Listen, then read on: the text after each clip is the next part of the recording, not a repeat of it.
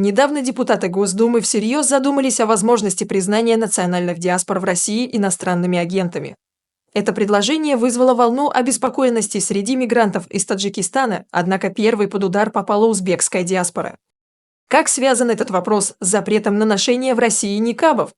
Давайте разберемся в этой сложной на первый взгляд ситуации. Просьба подписаться на наш канал, чтобы не пропустить новые видео.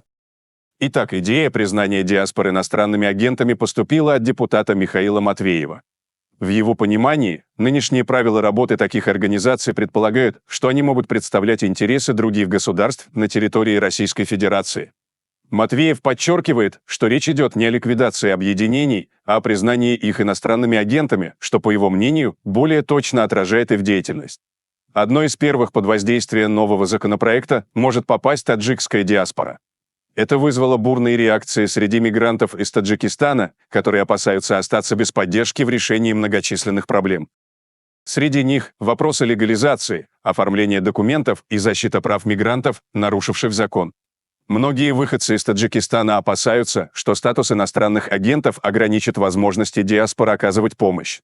В онлайн-сообществах мигранты активно пытаются донести до россиян, что диаспоры не обладают тем влиянием, которое им приписывают. Однако многие российские пользователи поддерживают инициативу депутатов. Недавно стало известно о ликвидации узбекской диаспоры в Волгоградской области по решению суда. Власти выяснили, что руководство диаспоры скрывало объемы финансовых поступлений из-за рубежа. Особенно остро встал вопрос о том, куда направлялись полученные средства. Несмотря на многочисленные запросы от областного управления Минюста, диаспора не предоставила необходимых документов. Это привело к судебному решению о ликвидации организации, как сообщает ХАС. Финансирование национальных диаспор в России всегда было предметом острых дискуссий.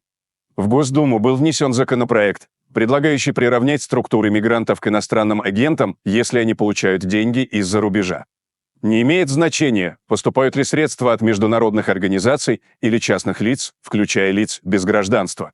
Многие диаспоры и общины получают финансирование из своих стран и стараются влиять на решения российских властей.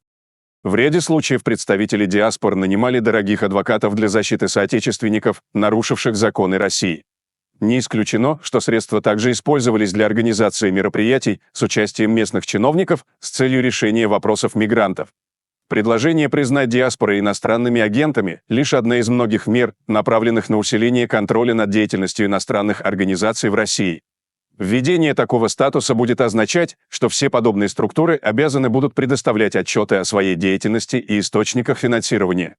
Это, в свою очередь, позволит российским властям лучше контролировать, на какие цели расходуются полученные средства.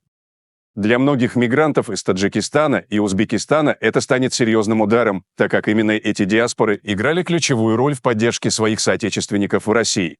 Однако поддержка инициативы среди россиян свидетельствует о том, что многие видят в этих мерах способ защитить национальные интересы и безопасность страны. Введение новых правил потребует от диаспор большей прозрачности в своей деятельности. Это значит, что любая финансовая помощь из-за рубежа будет подвергаться тщательной проверке, а организации будут обязаны отчитываться перед властями. Такая мера призвана предотвратить возможное вмешательство иностранных государств во внутренние дела России.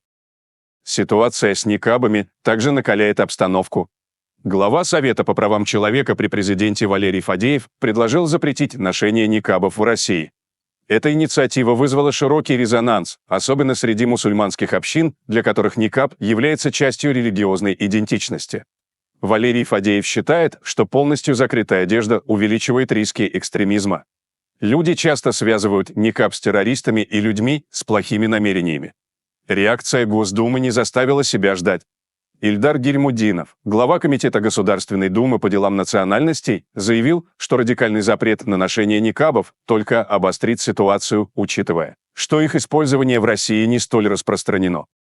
Он предложил вместо запрета работать с лидерами религиозных организаций, чтобы они рекомендовали своим женщинам отказаться от ношения никабов.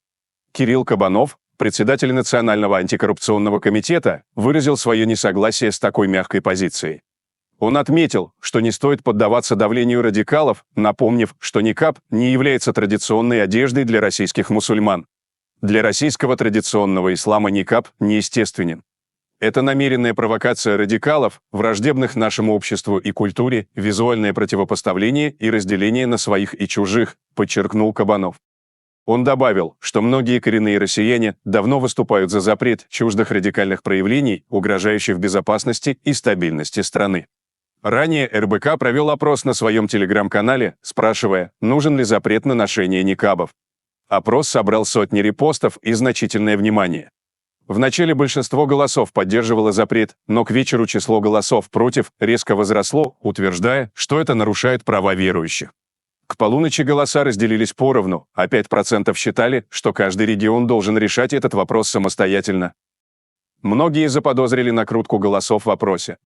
Игорь Ашманов, член президентского совета по правам человека, заявил о грубой накрутке голосов, утверждая, что поддержка ношения никабов была организована извне, поскольку никаб не характерен для российской культуры. Эта ситуация совпадает с высказанным мнением депутата Госдумы Петра Толстого, который назвал диаспоры и землячество легализованными мафиозными структурами и призвал к прекращению межнационального либерализма. Дополнительно стоит отметить, что в России сейчас обсуждаются новые правила пребывания лиц, лишенных гражданства России. Мигранты из Таджикистана, получившие российские паспорта, столкнулись с неожиданной перспективой утраты гражданства. Правительство решило определить правовой статус лиц, лишенных гражданства. МВД предложило законопроект, уже одобренный Кабмином, согласно которому такие лица смогут оставаться в России в течение 90 дней. За это время они должны выбрать новую страну пребывания и решить все связанные вопросы. Но несмотря на ужесточение проверок после трагедии в Крокусе, мигранты из Таджикистана продолжают прибывать в Россию, стремясь получить гражданство, которое позволяет находиться в стране без регистрации и облегчает трудоустройство. Вот что думают пользователи социальных сетей по поводу этих событий. Истерика из-за того, что нелегалы больше не смогут жить, нарушая законы. Это приводит их в бешенство. Жизнь по кайфу заканчивается благодаря позиции россиян, которые устали от тех, кто использует Россию как дойную корову, считает Николай. Ни один иностранный гражданин не обращался к таким диаспорам. Все вопросы решаются за деньги. Я 25 лет нахожусь в России, и ни один мой земляк не обращался к диаспорам, зная, что за это придется платить, делится своим опытом Мухаммаджон. Вот именно. Диаспора за деньги решает проблемы своих соотечественников, это и называется иноагент. Парадоксально, что таджики возмущаются, когда в России хотят принять такой же закон, как в Таджикистане, пишет Сергей. Что тут неправильно? Все верно, на территории России работают организации, обеспечивающие интересы других государств, пишет Николай. У каждой страны есть посольство и консульство в разных городах. А диаспора – это неофициальное образование, комментирует Владимир. Контроль мигрантов стал одной из ключевых тем российской государственной политики после трагедии в Крокусе, где погибли 145 человек. Участниками атаки оказались выходцы из Таджикистана, что вызвало волну проверок и судебных процессов, воспринимаемых их согражданами как необоснованное давление. А что насчет всего этого думаете вы, уважаемые зрители? Делитесь своим мнением в комментариях и не забудьте подписаться на канал, если вы этого еще не сделали. Всем добра, всем пока!